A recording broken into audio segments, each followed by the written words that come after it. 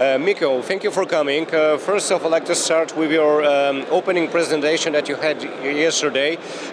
One thing that captured my attention was the video with a skier who was trying to escape the avalanche, but it looked like he didn't succeed. And at some point, it was a very accurate analogy to what is going on with the crypto market. So my first question is, Miko, is it really that bad? I really wanted to start with this idea of a huge avalanche because I'm studying the mathematics and complexity theory of collapse. How do systems collapse? How do they break down? And what's the difference between collapse and capitulation, which is a market state? So we're really interested to kind of explore the bottom of this market cycle and really try to understand what the bear market has to offer. And what are your assumptions? What might be the reason? What might be at the bottom of the bear market? Yeah, so the bottom of the bear market for us is capitulation. And capitulation, collapse is a reality in the world. Capitulation is actually when your mental model has broken down, right? People sometimes cling to their old ways of thinking, right? And I think today we still see people who are clinging to old models, right? As soon as people destroy their mental models, that's when we can build again from the ground up. So, we still see some throes of the old market, but that stuff is dying. We're definitely seeing kind of a new beginning. And I think that there's excitement even here at this conference that's showing that people are starting to be ready for the next wave. So you're a little bit on the fence because you're talking about the capitulation, but on the other hand, you're talking about the new beginning. So what does it exactly mean? Does it show that people who are not wholeheartedly devoted to the crypto community, to the Web3 space, are living that area because of the bear market, and only those who are, truly involved in it will gonna survive and make that Web3 community and space live again? Yes, I think that right now what we're seeing here at this conference is very, very high conviction builders and people who are doing this for the right reasons and people who have clear, open eyes, right? Because I think during the height of the bull run in crypto, people were here to get rich quick, and they were here with fantasies and ideas that crypto was indestructible and perfect, and of course it's not, and of course we see bad actors, and we see, of course, the collapse of empires within crypto, right? But now people's eyes are open, and I think we have an opportunity for a new beginning, because people are here to build, and people are here with the right intentions, and they're not here to get rich quick, right? They're here to get rich slowly, right? And they're here to build things. And I think that's an encouraging start. So it sounds a little bit like the purge, but which has a cleansing quality in the sense that people no longer think about money, but they're more observant and they think, what can we do? What positive impact can we do in this particular situation? Is it something like that?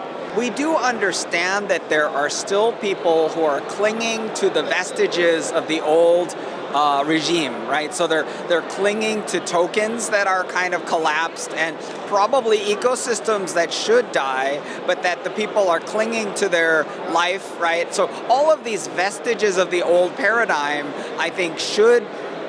What happens with winter is that nature allows and invites things to die, right? And the things that belong as dead become dead, and the things that belong as alive, they survive, right? And so to us, capitulation is the breakdown of your ideas and the breakdown of your thoughts and what you're clinging to in order to allow creativity to occur and allow spring, because spring is a period of investment in creativity and new energy, right? So I think new energy is coming, but I think that capitulation has to happen first.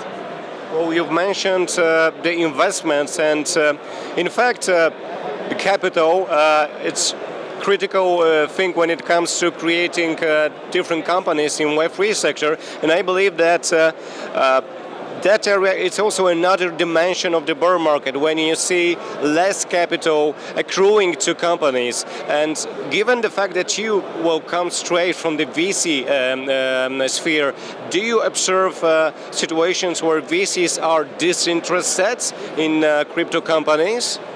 for sure, a lot of the get-rich-quick VCs that have low conviction have exited the space. They're very afraid, right? I think the highest conviction investors, my firm, Gumi Crypto's Capital, we invested our fund one, $20 million into the bear market of 2018. I think we got 8 unicorns out of this process. Like, we're very confident in the technology. And by the way, in this market cycle, the technology did not fail. The technology performed, Bitcoin performed, the Ethereum merge performed, all of these new technologies that are performing, they're all doing what they're supposed to do, right? So like nothing failed other than humans, and humans are known already to fail based on history. So to me, like we are definitely very, we have a lot of conviction, and we have a sizable fund, right? So we're actively deploying, we're actively looking for entrepreneurs, and we're very passionate about the future benefits of this great technology infrastructure.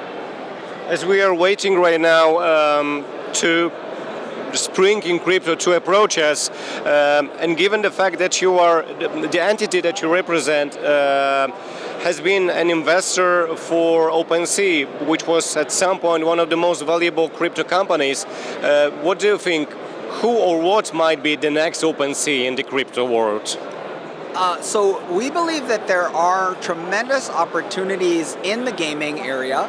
We think that one of the things that will happen is that retail financial services will actually not have a huge expansion because people are now suspicious. Like people are no longer, like retail customers are no longer excited about financial services. We think that the power in the gaming sector actually comes from removing intermediaries, right? And the intermediaries that are removed are the game publishers. We don't think that the end user is actually the driver of Web3 gaming. We actually think it's the developers. We think that the developers are removing the publisher intermediary by going directly to consumers with Web3. Right, so we think that that revolution is happening at an industry level, and that pain is very real, and the intermediaries have actually like really earned the contempt, and they've really earned the kind of like disfavor of the whole developer ecosystem, right? If you're a game developer and you look at the publishers, you know they're not your friends, right? The big publishers have behaved atrociously, and they really are no longer welcome. So I think that there will be huge seismic change in the game industry, and I think it will be an industrial revolution rather than an end user revolution, right? Like the end user of gaming isn't hungry for Web3, and they're not hungry for NFTs. It's not about that. It's about reorganizing the industry and getting rid of these heavy, large, rent-seeking intermediaries that are no longer welcome. Thank you for this chat. Much appreciated. Yeah, absolutely. Very fun.